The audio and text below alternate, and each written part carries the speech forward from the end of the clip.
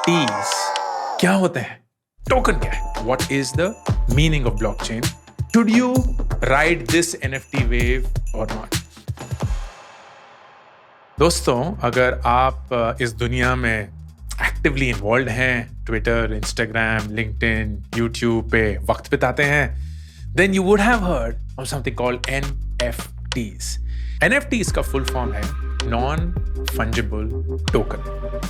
Non fungible token में दो की टर्म्स हैं, नॉन फंजिबल और token. Let's start with non fungible. इसको बहुत ही सिंपली अगर मैं एक्सप्रेस करने की कोशिश करूं तो फंजिबल को मैं रिप्लेस करके यूज करूंगा वर्ड रिप्लेसेबल, मतलब non replaceable. Let me start with an example. Let me start with a book.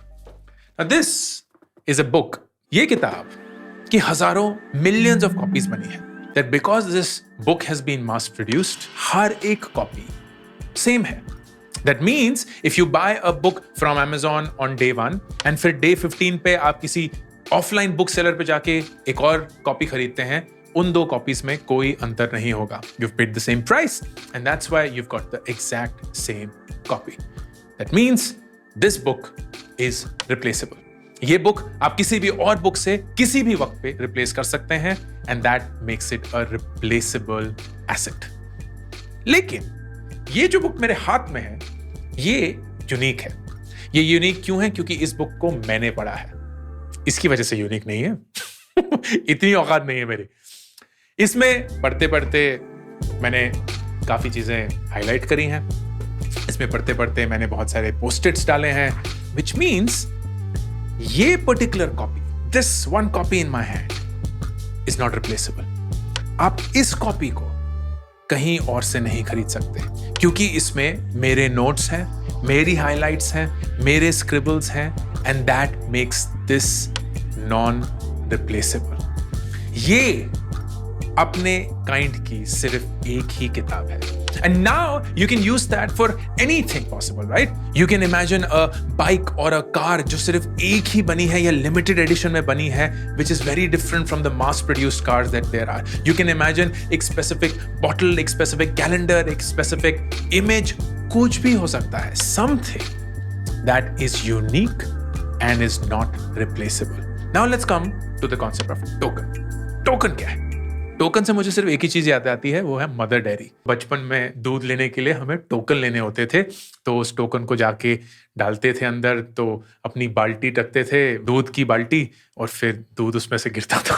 I remember, I am kidding you not, जब मैं छोटा था तो मुझे ऐसा लगता था कि अंदर ना गाय हैं, तो जब आप टोकन डालते हैं तो वो गाय उस समय दूध देना शुरू करती है और वही दूध निकलता है। तो इट्स लाइक वाह, अजूबा दुनिया का कि एक गाय को टोकन से मैं दूध निकलवा सकता हूं, फिर मैं अपनी बाल्टी में लेके जा रहा हूं। एनीवे, टोकन क्या होते हैं?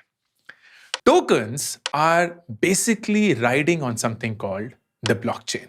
Late me try and explain what is the meaning of blockchain and thus what is the meaning of token. फर्ज करिए कि मैं आपसे एक आइटम खरीदता हूं, लेट्स से एक किताब ही खरीदता हूं, ठीक है? फर्ज करिए ये 100 रुपए की किताब है एंड आप एक दुकानदार हैं। मैं आपकी दुकान पे जाता हूं और मैं बोलता हूं मुझे ये किताब चाहिए, आप बोलते हैं 100 रुपए। मैं अपना फोन निकालता हूं और आपके यूपीआई को स्कैन करता हूं। उस समय पे 100 रुपए मेरे स्क्रीन पे आते हैं, मैं अपना पिन डालता हूं यूपीआई का, 100 रुपए आपको पहुंच गए। अब ये ट्रांजैक्शन बहुत आसानी से हुआ, लेकिन इसके बैकग्राउंड में क्या क्या चीजें हुई? जब मैंने ये स्कैन करके 100 रुपए का पिन डाला, इन मिली सेकेंड्स बैंक ने ये चेक किया कि क्या मेरे पास 100 रुपए हैं या नहीं, और अगर हैं तो उन्होंने बोला ट्रांजैक्शन अप्रूव्ड। ट्रांजैक्शन अप्रूव्ड से वो 100 रुपए उठ के आपके बैंक में गए। आपके बैंक ने वही एक रजिस्ट्री करी कि आपको 100 रुपए मिल गए हैं किसी और से, and this entire transaction was recorded.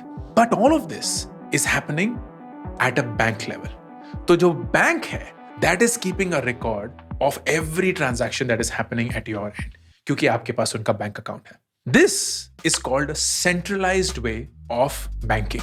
दूसरा, money as such is unlimited. हमारे पास जो पैसा है वो है तो एक कागज ही, उसको सरकार कितनी भी बार जब चाहे प्रिंट कर सकती है। आपका पैसा जो है उसकी वैल्यू कभी भी घट सकती है because a lot more money has been printed, या जैसे कि डीमोनेटाइजेशन में हुआ था, द नोट इटसेल्फ और the currency itself is disregarded, कि रातों रात किसी ने डिसाइड किया बंद कर दो। That is what centralization is. It is great क्योंकि एक इंसान है जो सारे rules and regulations स्थापित कर रहा है, but it is also not so good क्योंकि उस इंसान के पास बहुत power है. That need not be an individual. It could be an institution, an organization or a collective, but that is how it is. तो किसी ने 2009 में, और इस किसी इंसान का नाम है सातोशी नाकामोटो, कोई जानता नहीं है कि ये असली में है कौन। उन्होंने ये बोला कि ये जो पूरा सेंट्रलाइज्ड दुनिया है इसको हम डिसेंट्रलाइज्ड बना सकते हैं क्या? Which means जब मैंने आपको 100 रुपए दिए to buy this book, can that be a public record? मतलब बैंक उसका ओनर नहीं है, पूरी जनता उसकी ओनर है। And that was the concept of blockchain, कि जब मैं आपको अब 100 रुपए नहीं लेकिन 100 टोकन देता हूं, and token is just a name for currency in the blockchain world. तो मैंने अगर आपको 100 टोकन दिए तो someone first has to check कि क्या मेरे पास वो 100 टोकन है भी या नहीं। Who is that someone? It's not one person or one institution. It's the entire world theoretically. हजारों कंप्यूटर पूरी दुनिया में हर तरफ फैले हुए जो साइमल्टेनियसली ये चेक करेंगे कि क्या मेरे पास 100 कॉइन्स हैं या नहीं, 100 टोकन्स हैं या नहीं। अगर नहीं है तो बोलेंगे ट्रांजैक्शन डिसअप्रूव्ड, एंड उसका एक रिकॉर्ड बन जाएगा। अगर है तो बोलेंगे ट्रांजैक्शन अप्रूव्ड, मेरे 100 टोकन आपके अकाउंट में जाएंगे एंड वो ट्रांजैक्शन रिकॉर्ड हो जाएगी फॉर एवर एंड एवर। कोई उसको इरेज नहीं कर सकता, कोई उसको एडिट नहीं कर सकता, and that's the concept of blockchain. अब ये पूरा कॉन्सेप्ट NFT से कैसे जुड़ा हुआ है? वापस इस बुक पे आते हैं। ये एक स्पेशल बुक है, ये एक ऐसी बुक है जिसपे मैंने अपने हाइलाइट्स करे हैं, मैंने अपने नोट्स लिखे हैं, and that is why there is only one of this kind. अगर इस बुक को मैं बेचना चाहता हूं और आप इस बुक को खरीदना चाहते हैं, लेट्स से मैं 1000 रुपए की बेचता हूं। If you want to own this, there has to be a way to prove that you own this. अब ये तो फिजिकल किताब है, but what if it was an image? What if it was a movie clip? What if it was a poster? What if it was a song? How do you prove the ownership of that one unique piece?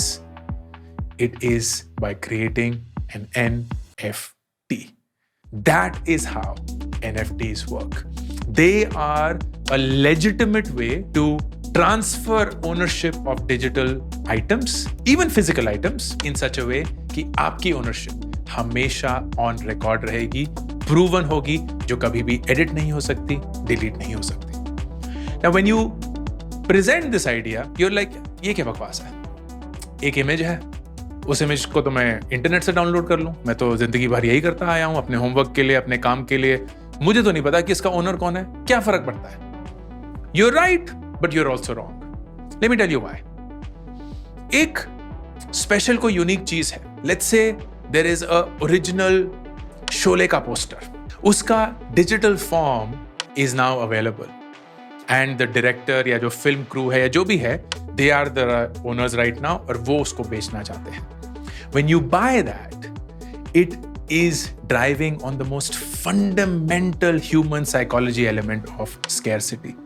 जब कभी भी कोई चीज scarce होती है तो उसकी चाह हमारी जिंदगी में और बढ़ जाती है। It is a simple way to prove to the world कि आपके पास कोई एक ऐसी चीज है जो आप चाहे जितना भी रेप्लिकेट कर पाएं, कभी भी राइटफुल ओनर नहीं बन पाएंगे। इनफैक्ट मैं तो ये कहूंगा कि अगर जितनी ज्यादा वो रेप्लिकेट हो सकती है चीज इन अ नॉन ओनरशिप फॉर्मेट, उतनी ही ट्रू यूनिक आइटम की औकात बढ़ेगी, क्योंकि जितने फेक्स या जितने रिप्रोड्यूस्ड आइटम्स होंगे दुनिया में, उतना ही ओरिजिनल की अहमियत बढ़ती रहेगी। Now, should you ride this NFT wave at all or not? A lot of people are thinking कि NFTs are the great way to invest. मुझे ये लगता है कि अभी बहुत early है, बहुत risky है. So I would not recommend that you go through the purpose या go through the journey of NFTs for investing. Having said that, Buying या selling an NFT is something that you should experience once. बहुत ही unique technology है, बहुत ही new world है. तो imagine करिए बहुत साल पहले जब इंटरनेट पहली बार आया था, the early adopters got to experience a new form of technology. अगर आपको बहुत एक्साइटिंग लगता है न्यू टेक्नोलॉजी को एक्सपीरियंस करना, उसके बारे में जानना, then I would highly recommend कि बहुत ही सस्ता सा कोई NFT खरीदिए, या अगर आप खुद एक आर्टिस्ट या डिजिटल क्रिएटर हैं तो एक NFT बेचने की कोशिश करिए. पैसे के लिए नहीं, just for the experience of it. But most importantly NFT के कॉन्सेप्ट को, लॉजिक को समझना जरूरी है, because as I said blockchain is going to change the world. क्योंकि अब हमारे पास एक ऐसा तरीका है जहां से हम ऑथेंटिसिटी और ओनरशिप को बिना किसी डिस्प्यूट के रिकॉर्ड कर सकते हैं. इमेजिन कि आगे जाके कोई लड़ाई नहीं होगी कि ये घर किसका है, ये जायदाद किसकी है. कोई लड़ाई नहीं होगी कि इसका कॉन्ट्रैक्ट ओनर कौन है और इसका कॉन्ट्रैक्ट ओनर कौन है. कोई लड़ाई नहीं होगी कि क्या आपने एक्चुअली इन कॉलेजेस से डिग्री ये हासिल करी है या ये एक फेक डिग्री है. All of that will go away because now technology has a way जिसके थ्रू आप ओनरशिप को 100% डिफाइन कर सकते हैं forever and ever. So NFT as a fad may be a passing fad, लेकिन NFT built on the technology of blockchain is here to stay, and that is my opinion. अगर आपके पास कोई भी interesting सवाल हो on NFTs, या अगर आपके पास कोई एक्सपीरियंस हो of buying and selling NFT, तो प्लीज कमेंट सेक्शन में शेयर करना ना भूलें, because through that all of us will get an experience of what is it to ride and to experience this NFT wave. I hope this was useful. Ankur Warikoo signing off.